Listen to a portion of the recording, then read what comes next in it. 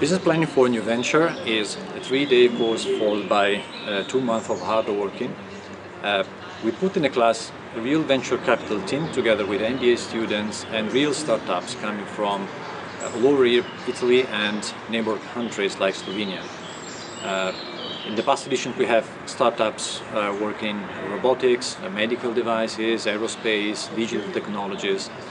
What we actually do is that we teach students how a venture capitalist evaluates and creates business models together with startup companies and how we bring those startup companies up to the investment grade.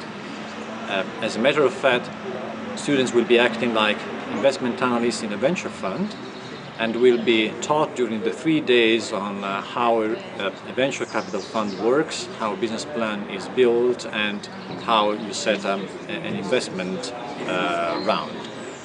After those 3 days, students and startups will be working together in order to write an investment memorandum, which is the set of documents that is usually brought to the attention of investment committees in venture capital funds and basically brings to the investment by the fund itself. This program showed to be very successful. As a matter of fact, we already closed one deal on one of the startup companies that joined our program last year, and we are very close to close the second one on one of those companies.